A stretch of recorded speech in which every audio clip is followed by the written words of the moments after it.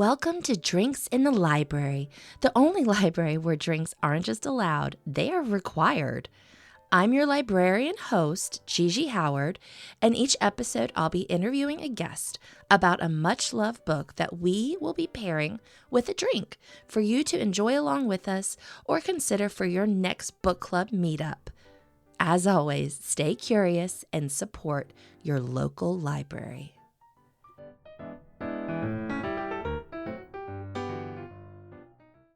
Hello, Liberation Nation. I am so excited about this week's episode.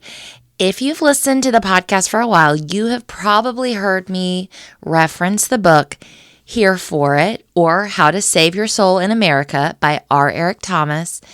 It's one of my favorites, and it had a big impact on me when I read it in June of 2020. And so I was so excited when my friend and return guest, Izzie Call, also read it, loved it, and wanted to come on the show and talk about it with me. Also in this episode, I referenced the review. I wrote about it at the time, but then I never read the review in the episode. So anyway, here it is. Eric Thomas grew up thinking he was a normal kid until others made him feel that he wasn't. These essays reflect on his experience of never fitting in, being discriminated against, and his hopeful journey to find his place in a country that he loves. Thomas's conversational writing style draws the reader in, and his ability to add humor to heartbreaking moments truly makes these stories come to life. In a time we can all use to learn more about others' experiences, this book was enlightening and truthful, with jokes that landed like Carrie Strug in the '96 Olympics. All right, so my guest this week is Izzie Call. Izzie works as a museum curator for the Virginia Museum of Fine Arts, coordinating projects related to the permanent collections and special exhibition displays, including digital components, labels, and web resources. Izzie is a lifelong passionate educator and feels most at home speaking about art with those who have an interest in learning. Okay, also one last thing. Thank you, Eric Thomas, for sharing his favorite drink with me when, in a moment of bravado or maybe delusion, I reached out to him. He said it's a Cosmopolitan and he's bringing it back. So we'd love that. One last thing, if you're enjoying Drinks in the Library, please rate and review wherever you get your podcasts. Hit that subscribe button. All of this helps me continue to grow and keeps the show going. So thank you so much and enjoy.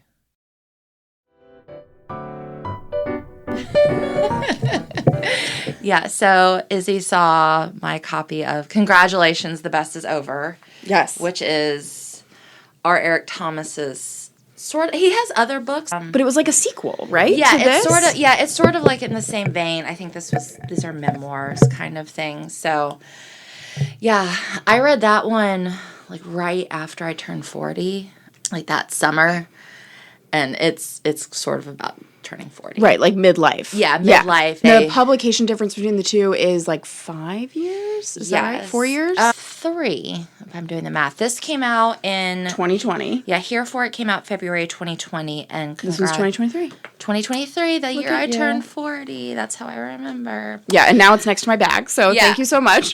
Put you on the spot. Some people are weird about loaning their books. Yes. And yeah, so anyway. Yes, I trust you. I'm gonna be honest. Like I think some people I might be like, no, but you're very. I put Post-its of people's names on them so I don't lose them in my bookshelf. Yeah, you're like very responsible. You'll get it back. I feel like I will get it back.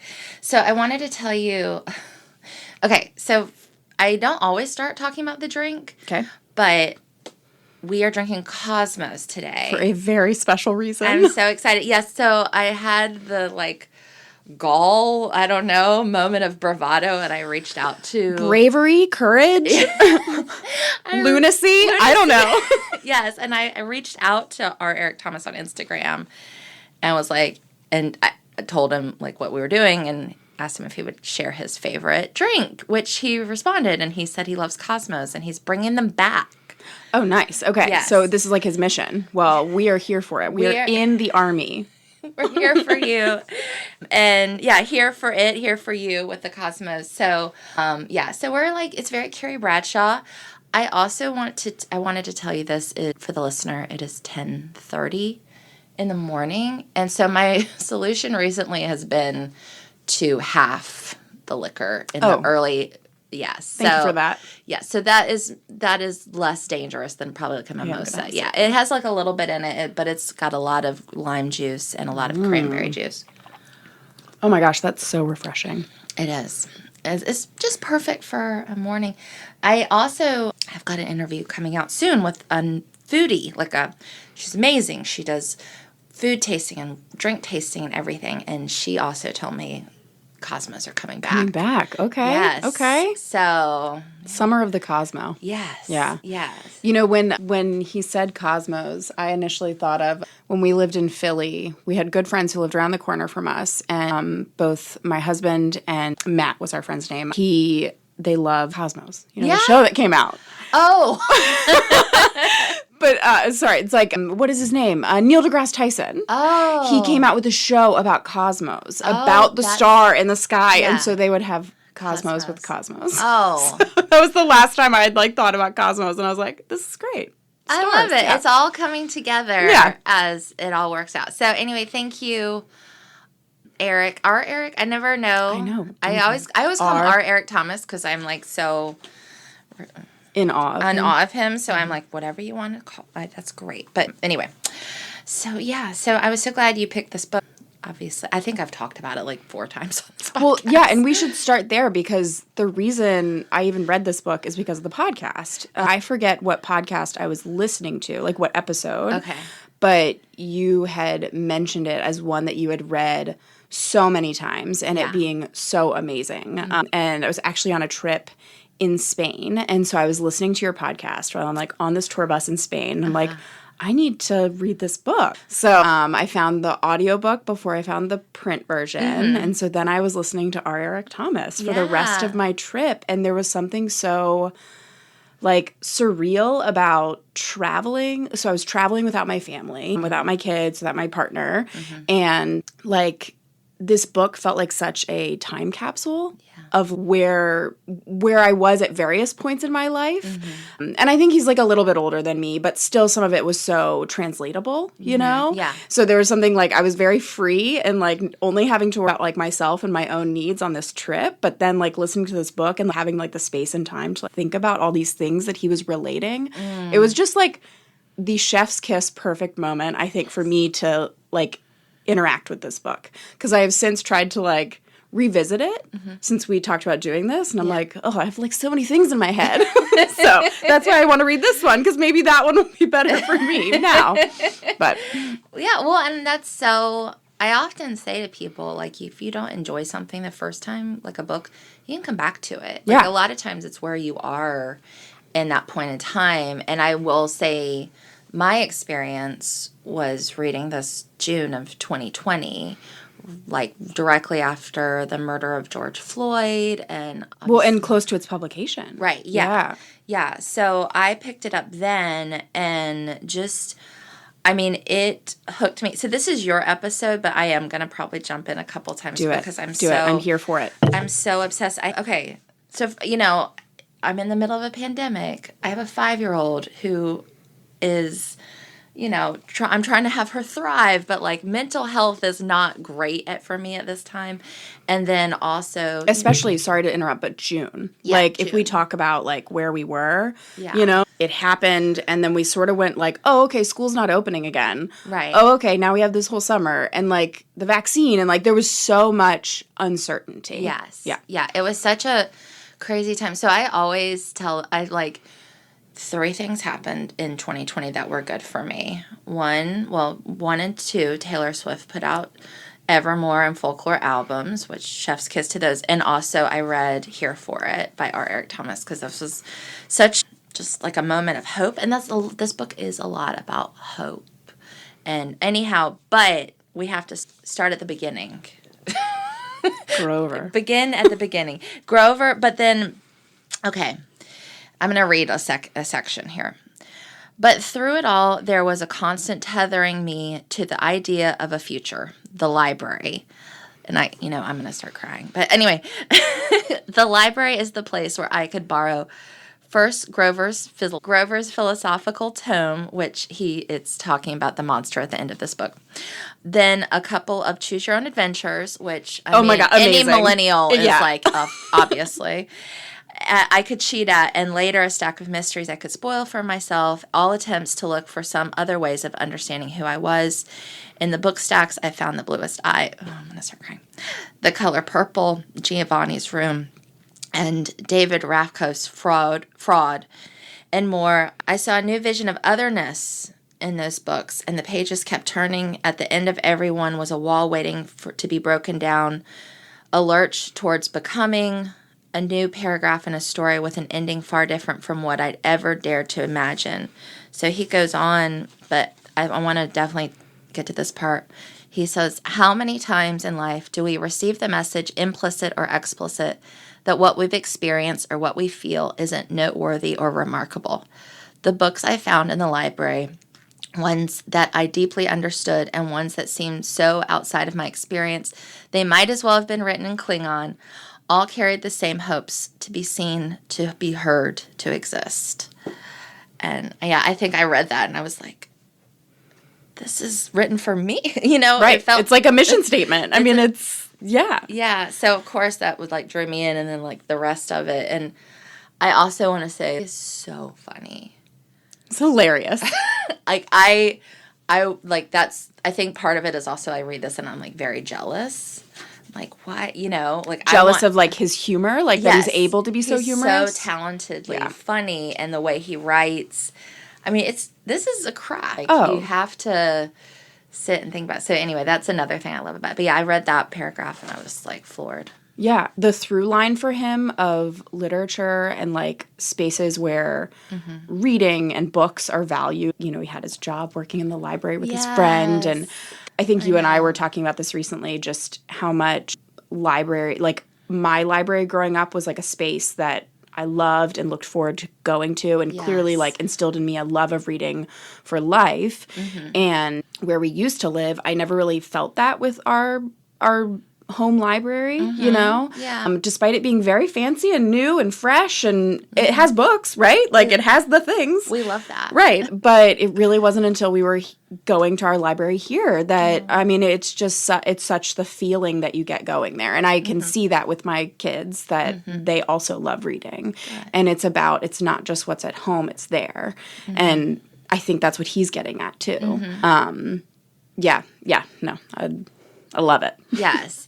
And I also want, I say this to people a lot specifically, and we're going to get into the book. I know I'm yammering on about the library, but y'all, that's what I do. I was talking, people are so provincial in how they live their life. So you use the library. All of our neighbors do, that sort of thing. But one time I talked to other people. I'm just going to draw a caricature of this person because this is a real person. He was like, nobody uses the library anymore. Okay, this is a 35-year-old man, no kids, $200K income, and he just lives his life, and he doesn't think that anybody uses the library because he doesn't use the library, right? And it's just sort of I always want to remind people, it's even though you don't use it, there's so many people that do. I see them every day. And it's even, I don't know, I might edit this part out. Because it's people will come in and they'll talk to me and they'll be like, nobody's in here, nobody's in the library. And I'm like, I'm here every day. This place is packed half the time. You just haven't been in here, kind of thing. Right. So I always am trying to remind people of that. And I know we've talked about this too, and this might be getting off script, but just the idea of what libraries can provide. And I do think Eric's chapter where he's talking about his job in the library with his friend and just what they were able to do and connect over and respond to in that space. Libraries are so much more than shelves of books. They are so much more than that. And that's when I think you understand what the library is. It's a place of communal gathering and a place to connect with community and have conversation, connect over mutual interests. There's so many things that a library can do, and it is not a space of, quiet and sorry. no, not ours, but yeah, I also responded to that very much. Like, he is obviously an author. He is clearly very interested in the written word, but then also has this deeper love for what the written word can do. Yeah. You know? Yeah. And actually, I wrote down a quote that really meant something to me, and it was at the beginning.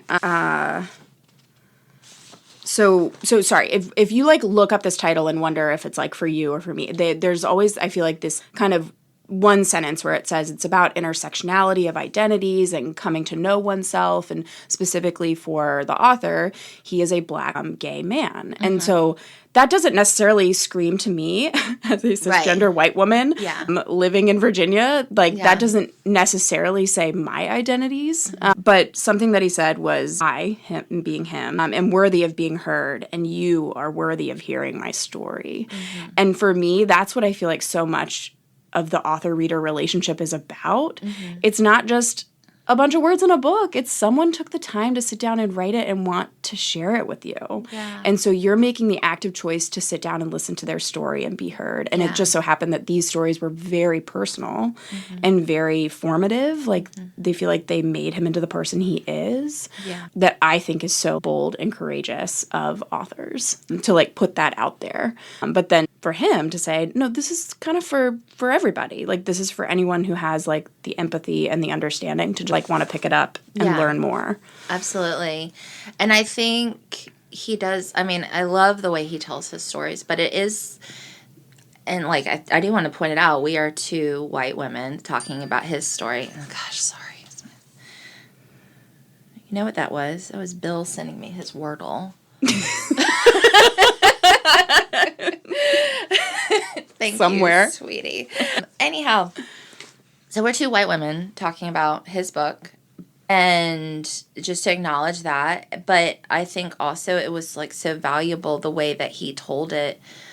I think it's for anybody. And it's also maybe, you know, sometimes I've talked about this before, is like it's the mirror and the window. And, like, so clearly this is a window for us to understand where he's coming from. And it was amazing.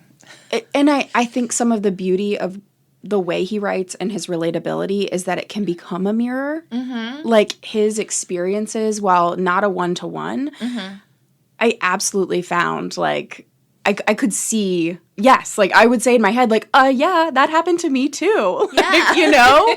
So there is something, which, getting back to, like, yes, we are all, like, different people. We have different identities. We have different experiences.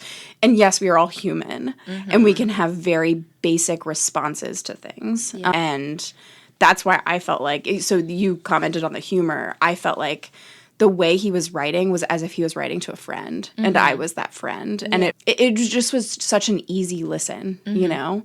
Like you said, it was so humor-filled. It was so funny. It was laugh-out-loud funny. I don't laugh at books. And this I would be, like, chuckling to myself on this bus. Like, you know? Anyway. Yeah, no, 100%. I also do not often laugh. And, like, this...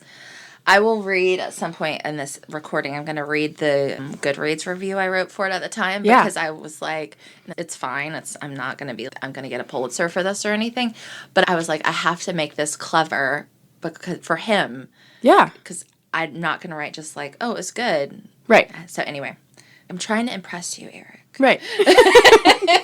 We're here for it. We're here. Yeah. How many times can we say that? Yes. So I could definitely keep talking about my favorite stories, but I want to give you a chance to talk about what yours are.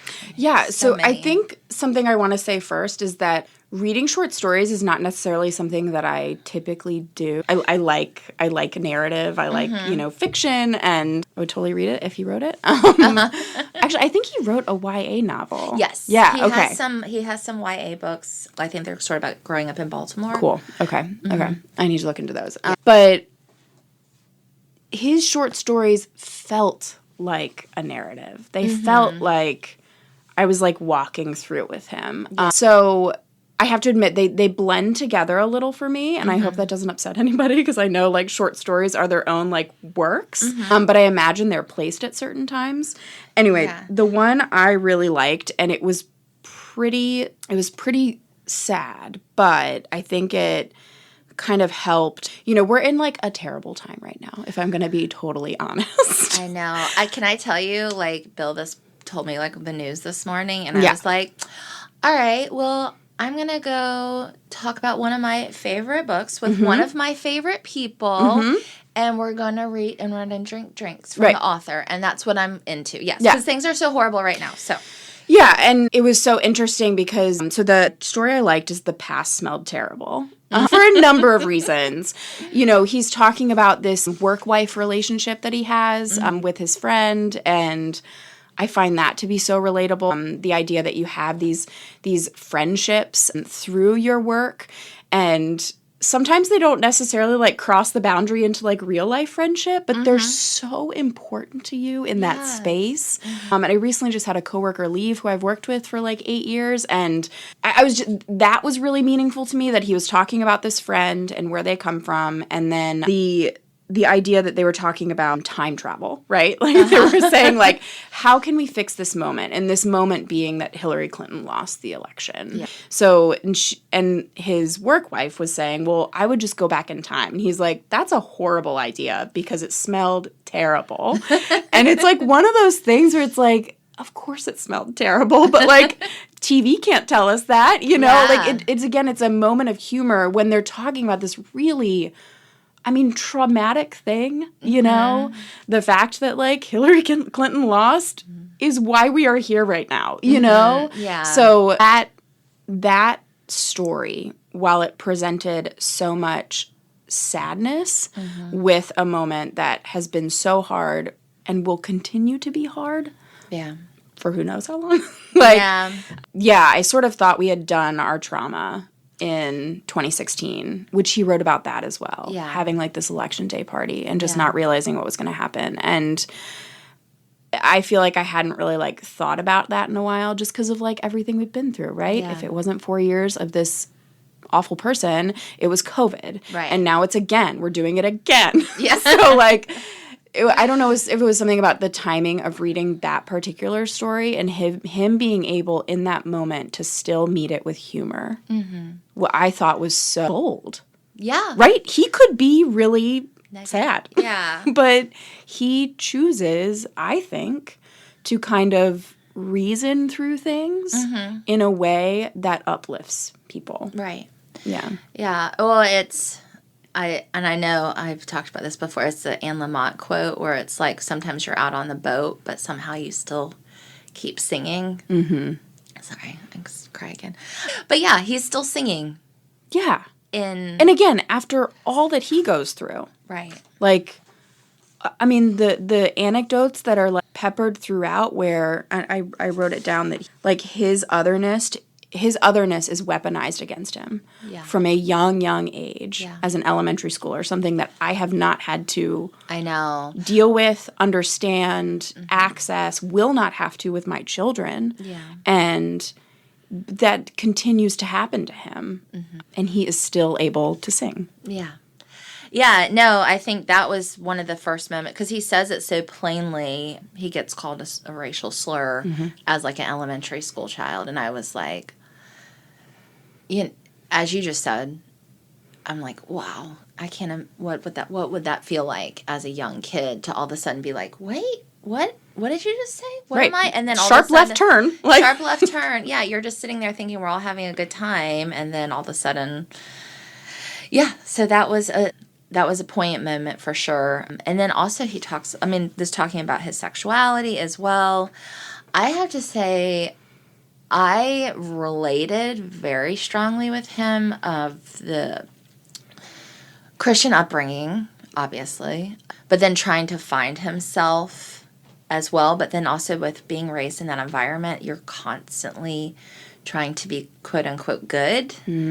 And I felt that very much in all of his stories about relating with spirituality and Christianity and everything. It's like, and he has to struggle, right, with his sexuality, which, according to the church, pulls him out of it, right? That takes the good, quote unquote, good out. And there was that aspect. But yeah, that was the part that I definitely felt. And then also, I think he comes at it. He has that same thing. Like, I can feel it. He's trying to, like, fit into this good box and kind box. And I do that too, you know? And I feel that in his writing a lot. I'm like, oh, yeah, you're wrestling with this as well. Right. You want to say something, but then that's not kind. I don't know. Or it's not how it was modeled to you. Right. Which, I mean, again, if that's happening at such young age, like, it's hard to break that. Right.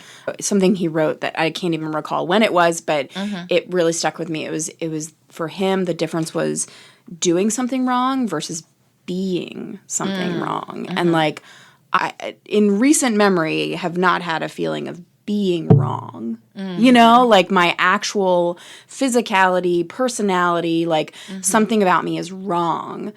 Doing something wrong, of course, we're human. We all do things wrong all the time, but actually being wrong. And I think that was a big thing for me to, like, realize, like, just how the everyday can be affected. You know, he was talking about moving to Canada because he didn't want to have his rights stripped to marry. Yeah. Like, that kind of stuff is things that, you know, We're not here for that. No, we're not here for that.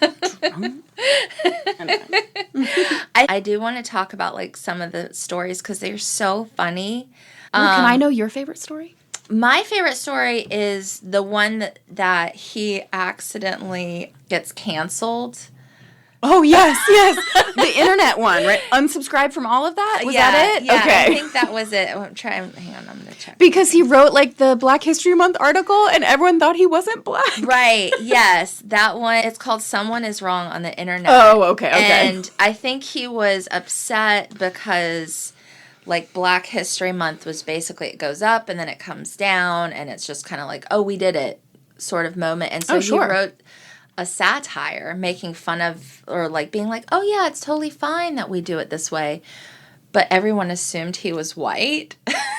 And that it wasn't a satire. And that it wasn't a satire. Which is his genius. Yeah. He does such a good job of being flippant, I guess, that it can go over people's heads. Right. And if they don't have his smiling picture next to his name. Right.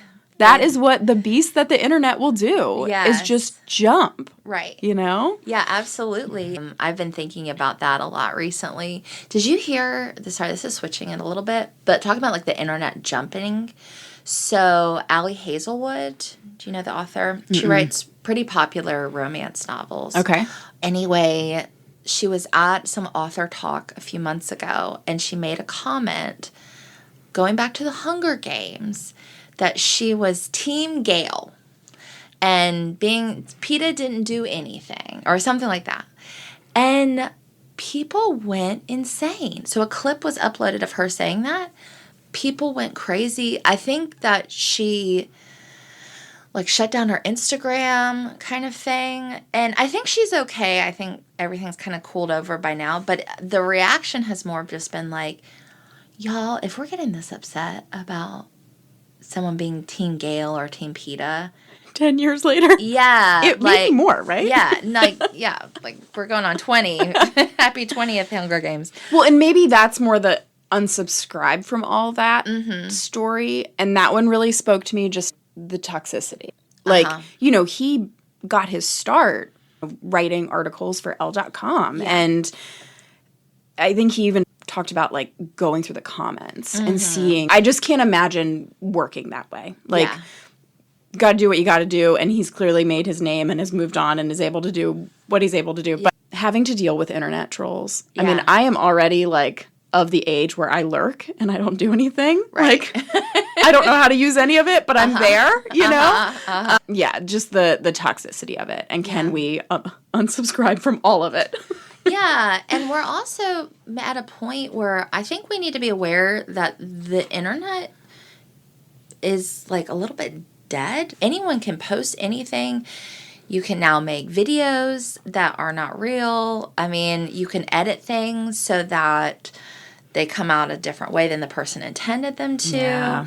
And I think maybe we're at a point in time that we all need to take a step back and try to figure out, how do we ascertain what is true and what's not true? Because I think we're starting to get down crazy holes. Right. And we'll take it back to the author that you were mentioning. Like, yes, she may have said that, but can everyone just have a filter to be like, how do I want to respond? Yeah. Like, do I want to lose my mind? Do I want to make this poor woman shut down her Instagram account? Right. Like, yeah. And then also, authors are also real human beings too. And just because someone's written a book doesn't mean they don't live the same similar life that you have. So anyhow, but yeah, so what are some of the other stories that we want to get into, I guess, a bit? I wanted to mention, just because it was, so I laughed and I cried during this book, and it was She's Got Herself a Universe. Oh, okay. Which it's the story that comes kind of in the very middle of this book. And we've talked so much about the humor and how light and airy he is with a lot of these kind of these heavy moments.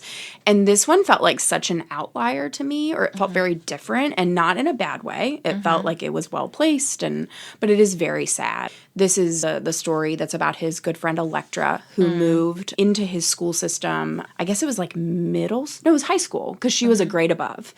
So they had a very like fast, quick friendship. They went to prom together. He was not out at that time, but like she was a very good friend for him. And like this moment, I think, of like searching for who he was. Yeah. This was the friend that he had the job at the library with, and she had a very sad story of losing her mom, and that's why she had to move down here to live with an aunt and uncle, I think. But the chapter ends with him learning years later that Electra had taken her life, and that was just like, it is again one of those moments where it is like, amongst all of this life that can be had, right? You are living your life, you are, getting a paycheck and trying to do what you need to do. You're going on dates, you're meeting people, you're joining the softball league. I don't know. Like, you're just living your life, and this thing happens. Yeah. And the way he wrote about it, it just felt so real and honest.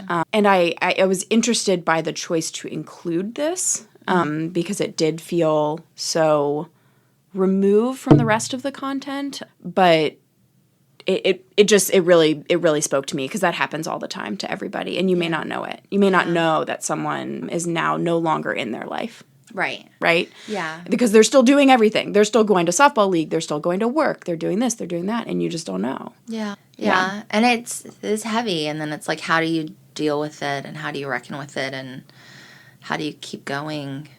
Yeah. Because you have to, right? Right. Yeah. And it's, we're, even in like close relationships, I mean, someone passes away, you're kind of expected to be back to normal in a month. Right, because it didn't necessarily affect them. Yeah. Yeah. And I've not had that personally happen to me, but I've seen people that I love go through it, and I just felt such empathy for him in that moment, because he wrote so beautifully about this person and what she meant to him. Yes. I think I have the end of the chapter right here. It says, I tell this story because of what knowledge it began in me, the complexity of love, the shape-shifting heaviness of grief, and the possibility of tragedy. I tell this story because she left before the end, and I'm trying to find her in the darkness. And in this place, she hugs me, and I whisper in her ear, and anything is possible for anyone forever. Yeah. Yeah, it was... Yeah, it was just... It was a heavy moment, but that's life, and I don't say that flippantly. I've always just kind of been like, this is crazy. Like, we're all alive, and it's beautiful, and it's horrible, and it's scary. And the internet is dead. And the internet is dead. We're declaring it today. But I don't know. I love it that he writes it so well, all of these things. And I'm like, yes, that's right. That's how it feels in those moments. So that one was also really great. And then he writes about like dating. I did like the story. What was it? He was dating a guy that had the crazy Krampus? Was it the Krampus one? Was it the What was that one called? It was Cram promise. Yes. Cram promise. So I'm going to flip to that He had one. I loved. So he was living with this guy and it was Christmas time and he had come up with how they were going to decorate for Christmas. Yes. Again, this is me. Like, I have a color palette in mind, Yes. right? No, we can't get your whatever this is off of the clearance rack. Like, no, it goes against the color theme. And I think his was like pewter and maroon or something like that, you know? And then his partner at the time got a Krampus doll and like plopped it in the tree. And Eric Thomas is just like spinning out over, which fair. It sounds awful.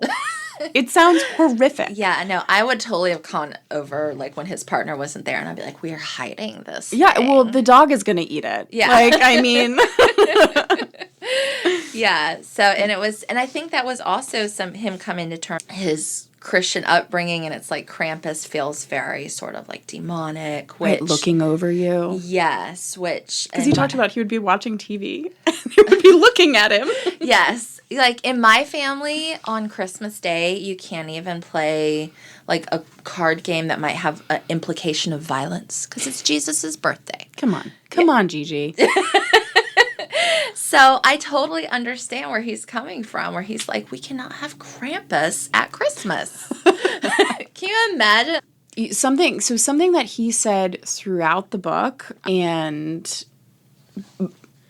was that he is not a father, that he does not have children. But I just want to like hat tip to his parents. Yeah. As a mother to two children, like so much about what he writes about in this book shows that his parents imparted such good lessons about being a good person. Yeah. And being a person that is like true to himself. And that if like dreams, right? Like that's all I want to raise. Right. Are good humans who know themselves and know how to treat others. Yeah. And I especially loved, this is from the story, There's Never Any Trouble Here in Bubble Land. Yes, which is from Mr. Rogers' Neighborhood, right? Right. Yeah. And for him, it was very much, he lived in, I think it was the west side of Baltimore, but went to this very kind of fancy private school. So had this kind of like dual, right there, like kind of dueling identities, especially when he's thinking about like the student body that he's assimilating with, these kind of rich white kids, I assume. But I think it was following the incident of what we were talking about earlier, where he was called a racial slur in class, and the administrator's response at that point was to send both the kid who called him that and him to like a racial sensitivity training, and his mother like marched into the office and was just like, and no, like absolutely not. Yes, Judy. Yeah. Judy crushed it. In her pantsuit. Pantsuit, yeah. But what he said at the end of this chapter on his parents was that they prepared me for the world, but they also prepared the world for me. And that is like, it's that second part that I think is so important, because it's not about being a helicopter parent, a lighthouse parent, whatever we're calling them, but like it's Judy took the time to educate the world about how they should be, right? Yeah.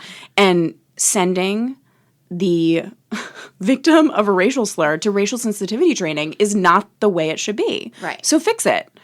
And again, people are human, our kids are human, they're growing up, they're making mistakes. They will need to learn lessons, they'll need to learn those lessons from us, sure.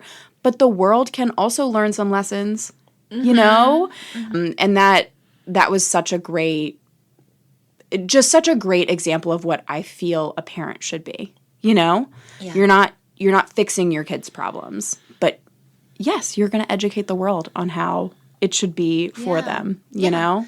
Yeah, I mean, it would be as someone who's not a confrontational person, I mean, it's much easier. I'm putting myself in Judy's shoes of just being like, okay, well, they're doing something.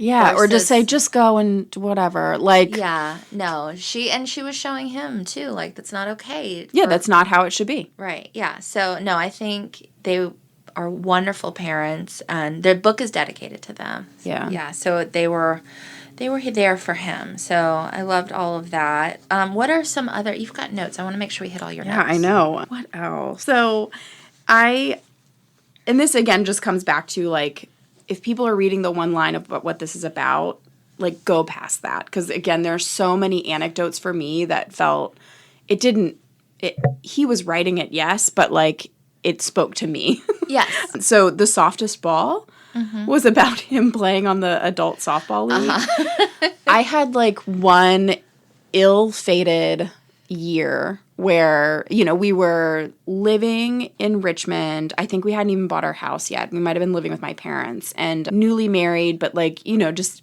something to do, I guess. We did, like, a kickball league. No, it wasn't kickball. It was dodgeball. Oh, my God.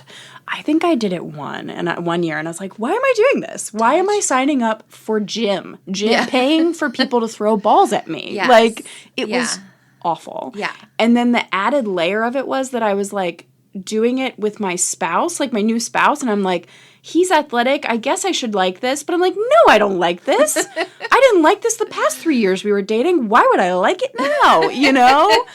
So anyway, I love just, like, his story about, like, going and getting the equipment and, like, lotioning up the glove. I mean, it was just perfect. And he got pants and shoes. And then they put him as the catcher. And then he was, like, voted to be on the team that was the worst scored. I mean, it was just incredible. And he did it a season and he was like, and never again. Yeah. Like, yes. know thyself. I was about to say that. Right? Yeah. That's what I feel like is an overarching theme of the book. It's just like, know yourself. Yeah. And know how you want to spend your time and who with. Yes. And talking about what. And it was just such a, like, a reiterative moment for me. I've been like, yes, I've had that experience too. Yeah. No, I do agree. It's all about knowing yourself. If you don't mind, can I read from not the last chapter? The last chapter is sort of a play that he wrote, which is hilarious. Oh my God, I loved it. But this is from the second to last chapter, which is called, or maybe is it Unsubscribe from All That? Anyway, this is from like the very last page. So, so he's talking about being in an event with his husband and their family. But I think this is sort of the thesis of what he's trying to do. And though we crowd the dance floor in the space that has been made specifically for us, our presence seems to create even more space for those like us, for those yet to be. All heaven has broken out. And this is why I think to myself, as past and present and future claps on themselves, hope. This is the liberation that waits for us through the smoke. And isn't that holy? Isn't that love? Isn't that worth living for? And I felt like it was sort of, it brings it all together, like his finding himself, finding spirituality and God in himself, and then himself in the world. Yeah. And I think that translates well to the last. I think it's technically an epilogue, right? Yes.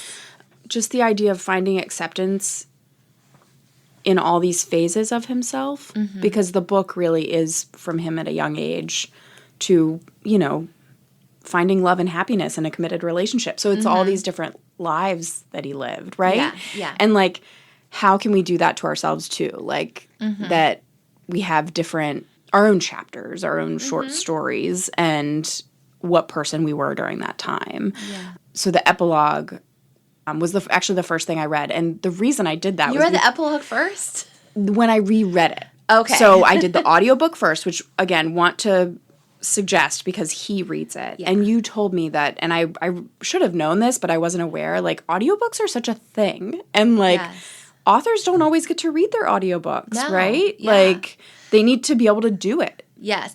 I mean, I'm a proponent for it. There's probably, like, some audiobook producer listening to this telling me, like, well, you don't know this and this and this. And I'm like, yes. But I've talked to authors before who wanted to do their audiobook and were told no, or they had to audition for it. Audition for your own book. That's pretty common. Our Eric Thomas, if you had to audition, shame. Not on you, on them. But I'm so glad you read it, because there was, again, something about hearing him read these words and these passages that we are reading. You can listen to him say them, so it's even better. Just the idea. Nope, lost my train of thought. It's gone. We were talking about the last epilogue. Oh, right. So I listened to the book first, and then which so much of his book is kind of about a dialogue. It was really interesting to then read it because it's like he's talking to himself. And he can do that in audiobook form, but he can do it in written form. Amazing. Yeah. But because in the first chapter, he talks about how he would read the last page of the book first. Yeah. And I have heard that there is like a group of people that do this. I cannot imagine. You don't do this. No. Exactly. Like, what is wrong with you? No. So bizarre. Yeah. I caught my son doing that recently. He's a young reader, but reads ambitiously, I'll say. You know, Yes. like maybe punches above his weight. And I'm like, be reading the end of the book. I'm like, dude, you just picked that up. He's like, I just want to know how it happens. I'm like, no. Like, we're not doing that. That's the whole journey. Yeah. But so I wanted to read the epilogue because I remember it being so funny when I was listening to it. And so just in brief, it's like 19-year-old Eric Thomas is then met by 36-year-old him and then 52-year-old him. Yeah. And they just keep coming, these different aged versions of him. Yeah. And they're trying to impart a message. And I just thought, I like took a minute and thought, like, how cool would it be to be able to talk to my 18-year-old self, my 31-year-old self. Like cringing a little bit. Cringing, but also just like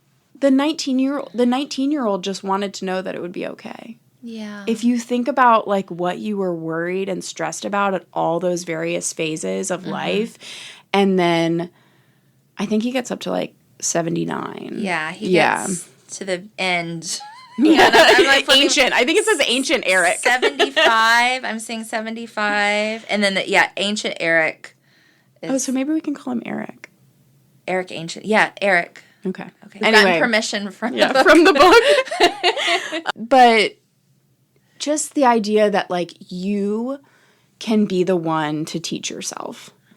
I thought that was so special. Like, yes, you can absolutely learn from other people, from people older than you, people that you respect, work colleagues or mentors, friends, whatever. But you yourself can teach, something. And if only we could suspend reality and meet ourselves all in one place. Right. But it felt very like King's Cross in Harry Potter for me, like all these various different, like this white space and Dumbledore in his robes. Anyway, I just loved it. I loved the way that ended because it felt like it brought all these different pieces of him into one space. And how hysterical would it be to have them all in one space? Because if nothing, he's just a really funny guy. He is, yeah. And I think something I got from that as well is like, and this is hard for me, again, going back to like my desire to be good and be perfect and everything, of like understanding that you are going to be messy sometimes. Totally. And there's, meeting yourself at 19, you might just be like, girl, what are you doing? But you kind of, maybe you have to go through some of those experiences of having the messiness to learn and to grow. And so I think reading this kind of made me feel okay about like the human experience that I have. Yeah. And seeing him being so honest about so many things. And I was like, oh, well, I've experienced that too. And I guess I can be honest about it. So right. Anyway, yeah, I mean, maybe this book and other things is like, I want to credit it with like starting the podcast, to be honest with you, because it's just it was such an impact for me when I read it, and I love him so much. I don't read newsletters. I read his newsletter. Every time it comes out, I subscribe. Oh, I'm going to subscribe. Yeah. Okay. So he's got all of that. Who would we recommend this book for? We're like... I'm always like, don't say everybody. I know. But I'm like, in this time, I'm like, maybe everybody should read it. I think also, as we've intimated, it's like dark days. And I think Eric does a really great job of not shying away from the bad, but finding the good amongst the bad. Yeah. And I just felt like I like really needed that these last like couple months.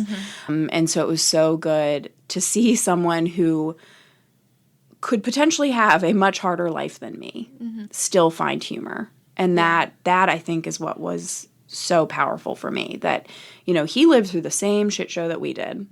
Yeah. And I think he was saying at like, again, his election night party where Clinton lost, he was saying, he like turned off the election coverage, was like, absolutely not, no party of mine, we're gonna have a good time. And I think that's inspiring. So I think if anyone is maybe struggling to find the good. Yeah. Because I think he does an exceptional job of finding the good and finding the humor that we're all capable of doing. Yeah. And wouldn't the world just be a slightly better place? Yes. Yeah. Yeah. So absolutely, 100%. I love that. Thank you. Yeah, it's been, and I'm glad you enjoyed it now because, like I said, I read it in 2020 and I was like, was it specific to that period of time? But like hearing you talk about it's so relevant. Okay. Unfortunately. But it will always, I think something will always be bad. Yeah. Something will always be bad. Like, pessimist. But yeah. Okay. Yeah. Wonderful. Is there anything you want to point a spotlight on today or anything exciting? Sure. So right now, the museum I work for has a exhibition on view focusing on the artist Frida Kahlo. Yeah. And I think my work has to do with like working on the exhibition narrative and the different projects that help tell that narrative. So things like label copy or an audio guide, of which we did both. But the narrative that we're trying to tell with Kahlo is that she did try to make the best of a pretty crappy situation. Her physical disability having to do with an accident and polio, and but what she was still able to create and do in such a short life. She did die pretty young. But yeah, I would just recommend for anyone who is in the Richmond area that I think that exhibition is a little different for us right now and offers a lot of opportunity for people. Yeah. We specifically did these new labels that are for family audiences so that they can kind of read a very like quick thing about a work of art and then just have a couple questions to ask a kid that they're with. That's awesome. That's a real win for us that you're not looking at a brochure or scanning something or, it's just on the wall right next to the art. Yes. Well, and that's, you got your mom eye on it. You're like, correct. I know what these children are I've like. beta tested it with my children.